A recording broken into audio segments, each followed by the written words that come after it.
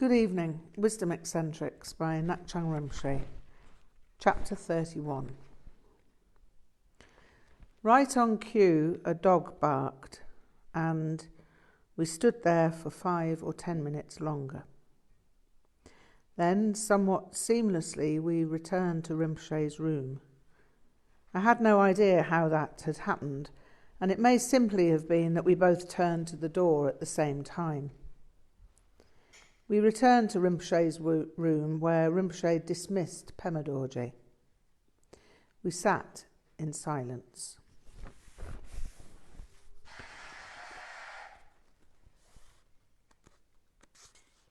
Chapter 31. Just be natural. My last day with Rinpoche was utterly, brilliantly joyful. It wasn't too horribly overshadowed by its demise, except toward the end. Rinpoche spoke of many things, most of which are too technical to describe in the context of a book such as this. Rinpoche gave advice on many subjects and made occasional jests, as well as the ongoing tease about my aristocratic dark maroon toner. This had become an enormous joke, but it may not be obvious to most people what was so amusing about its repetition. You would have had to have been there, I suppose.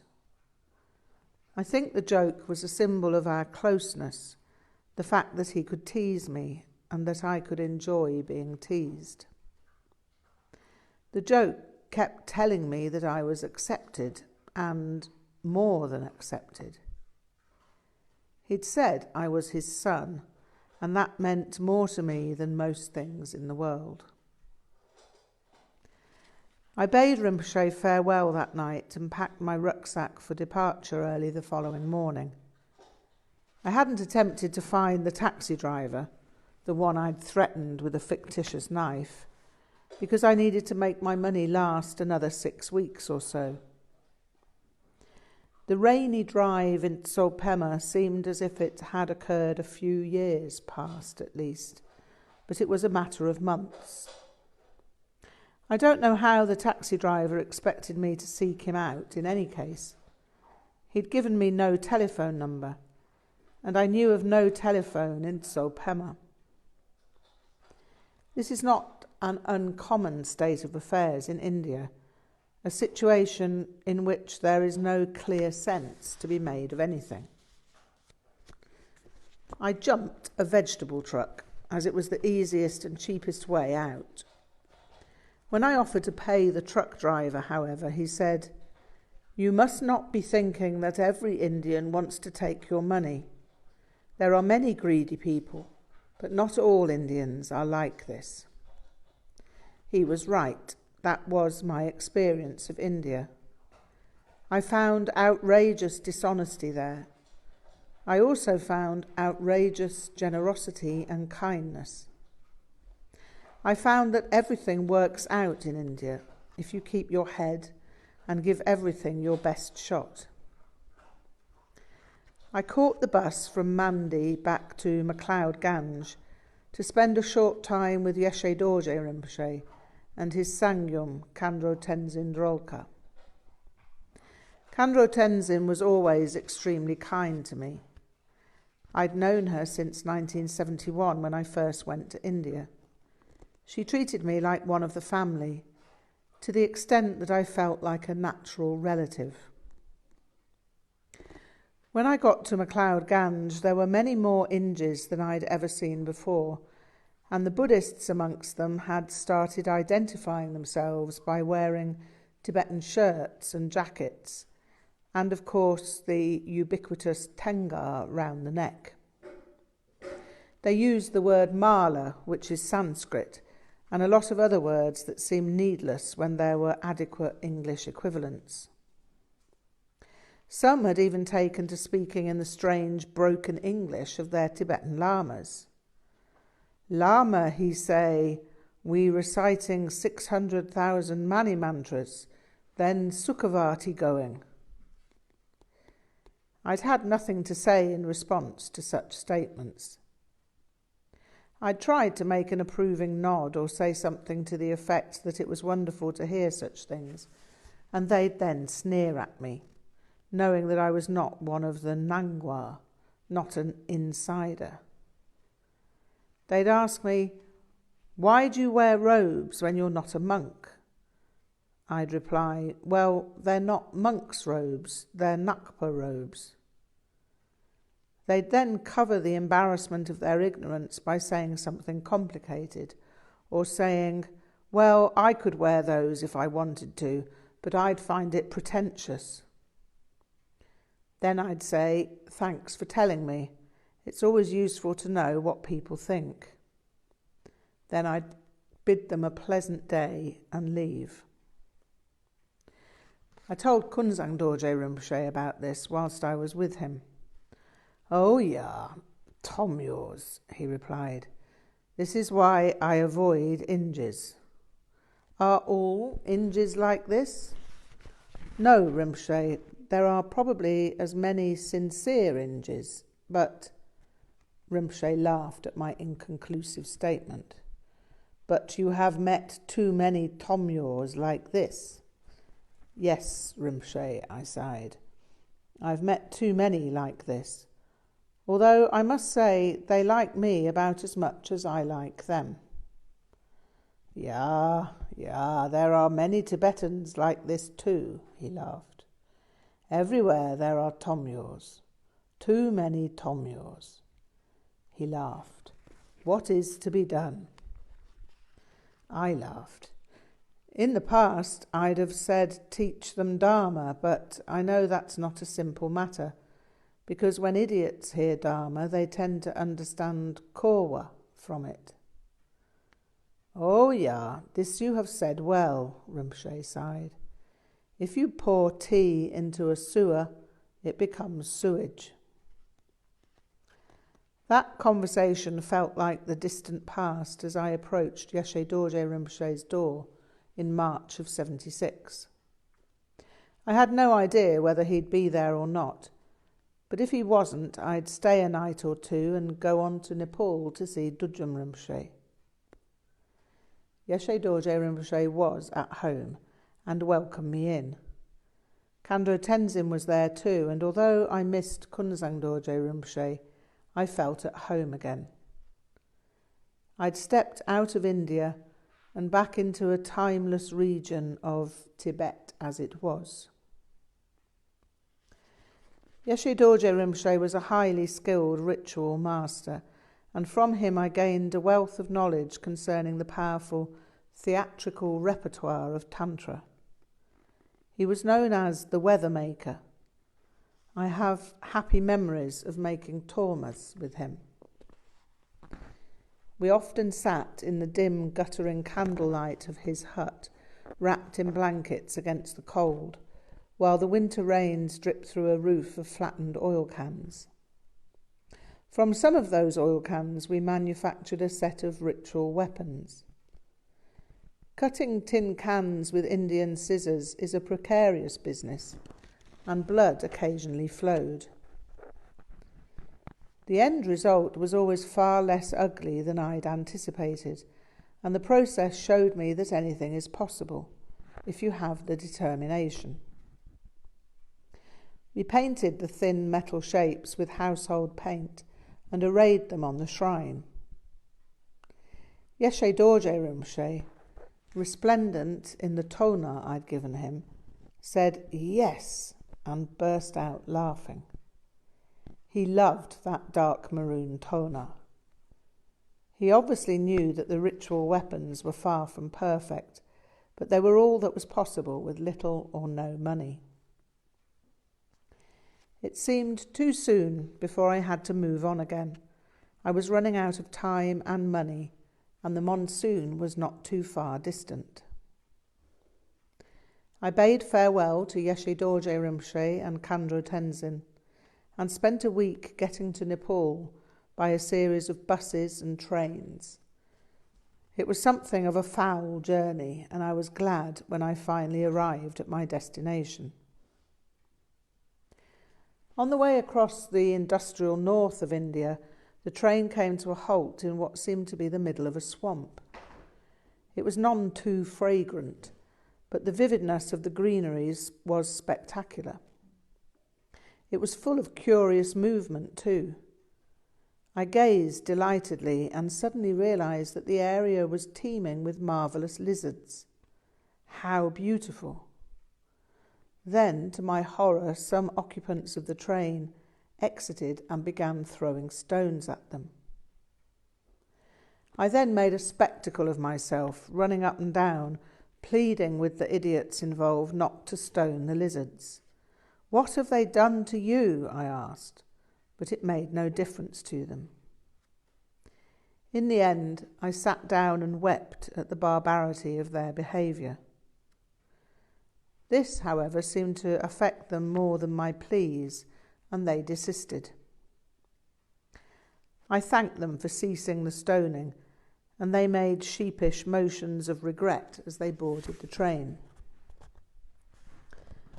I arrived in Kathmandu too late to continue to Bodh and spent a vaguely wretched night on Freak Street, where some bombed-out hippie tried to rob me as I slept. "I'd prefer not to be robbed, if you don't mind," I said, as I took hold of the arm that had been slipped into my rucksack. The man swore at me and accused me of being a paranoid breadhead.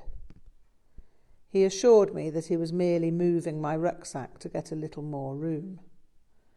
"My mistake," I replied, "and my apologies for impugning your character with a false accusation. I hereby rescind my unworthy imputation and wish you a pleasant sleep."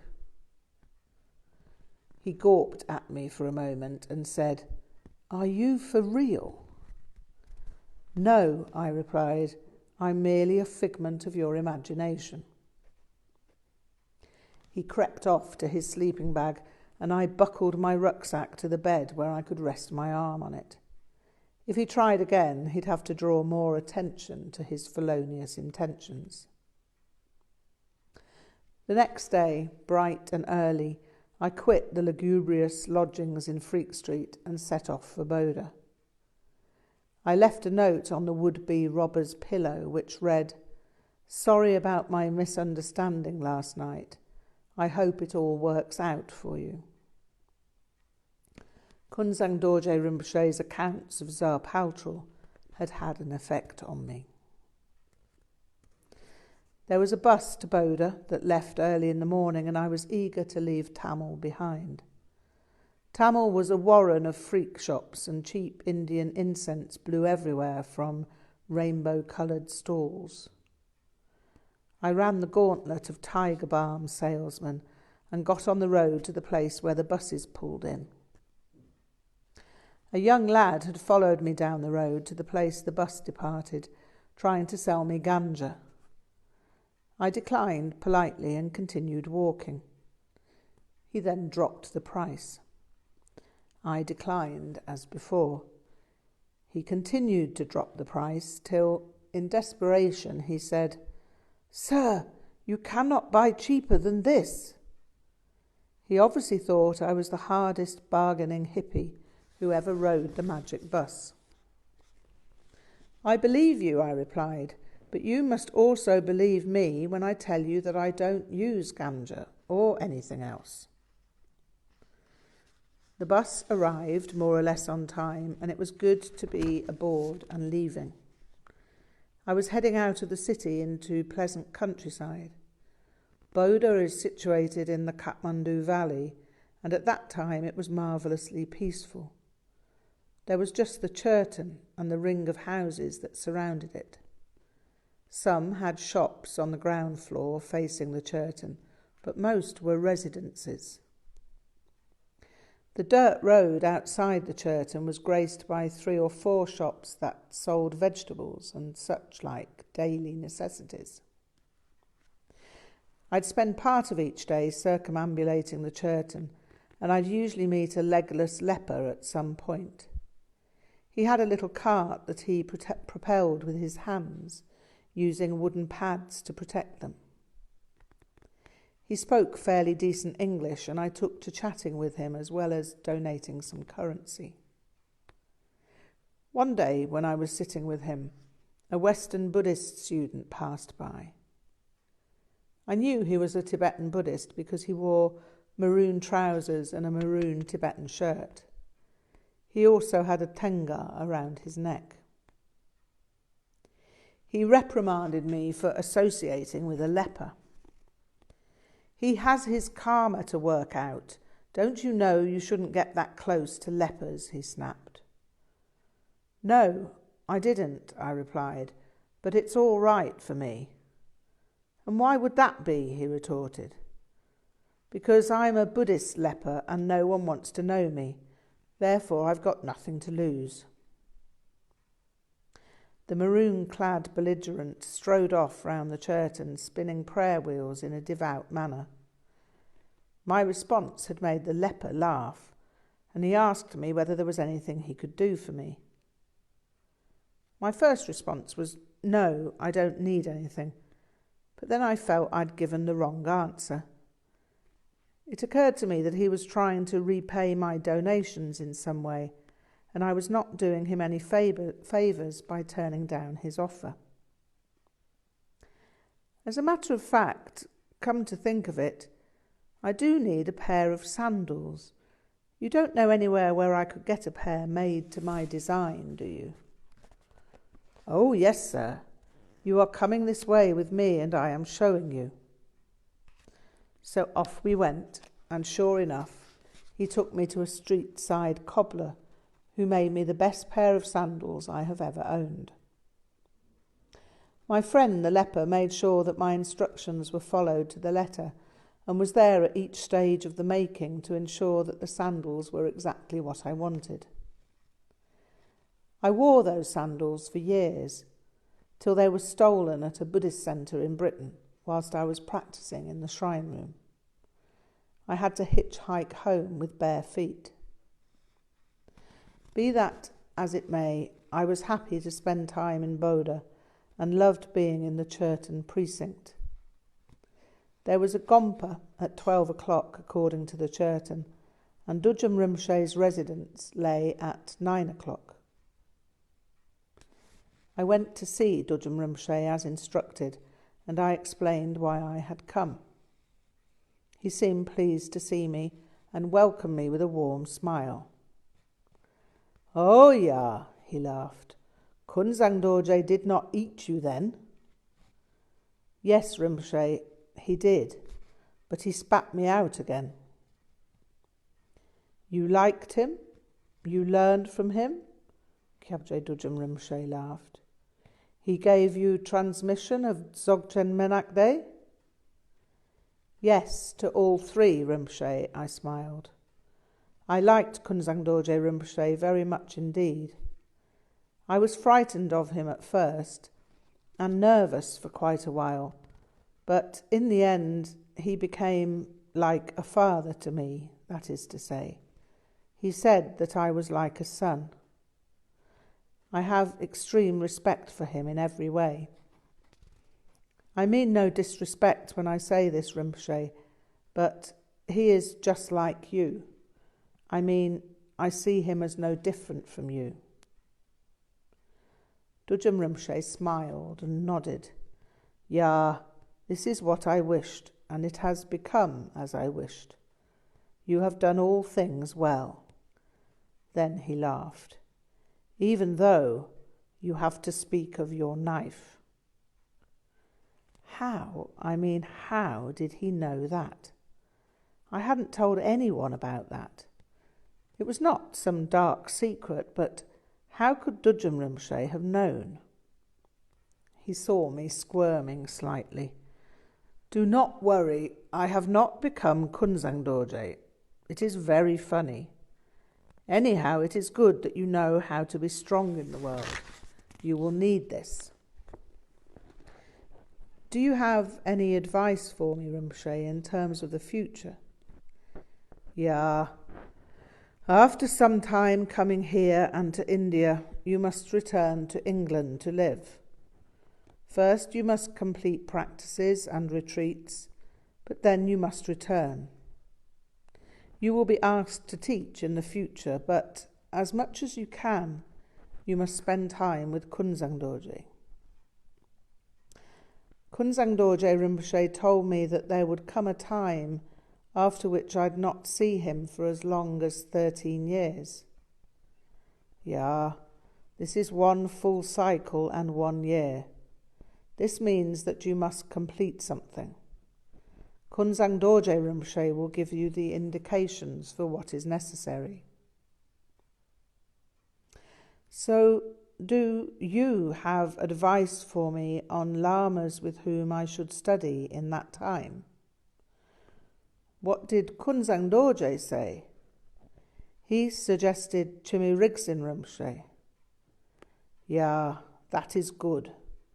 Then, after that time, you will meet Künzang Dorje again. You will also meet me again, but not as easily as before. I must travel all the time now and must teach in many places. You will have some difficulties, I think. Yeah, you will have difficulties. We all have difficulties. But for those who practice Dzogchen, difficulties are good. Take all circumstances with the same taste, but also be careful, as you were last night. You cannot trust everyone. You cannot trust everyone who tells you they practice Dharma. There are many bad people in the world, and some do not like the Ngak'chang Rinpoche. When you are father to your own children, like Künzang Dorje has been father to you, then you will need to have strength like Künzang Dorje. He saw my expression and laughed. No, he shook his head, laughing. You do not have to become wrathful like Künzang Dorje. Just be natural, as you are. Künzang Dorje Rinpoche also warned me of difficulties if I tried to propagate the Ngak'chang Rinpoche in the West, but he was extremely happy that you asked me to do this. You still wish to do this? Yes, Rinpoche, I will do this whatever happens. Maybe you must study Tibetan history when you can. Then you will know more what to expect from people who do not want to see the Ngak'chang Rinpoche known in the West, and who want to press it down in the East. Still, the West is very different, and the powerful politicians of whom I am speaking have little power there. I will keep you in my mind and feel that maybe all will be well for you. When you are father to your own Ngak'chang Rinpoche children, you will see clearly what to do. I went to see Dzogchen Rinpoche as often as possible, but the time was fast approaching when I'd have to head back to Britain to avoid the Bara Baresh, the great rains. Just before I left, I found a statue of Ngak'chang Dorje. Dzogchen Rinpoche identified it for me as Ngak'chang Dorje in the form of teaching Buddha. He looked quite like Shakyamuni Buddha, but his hands were in the teaching mudra. The statue was inexpensive, but it took me down to the lining on my purse.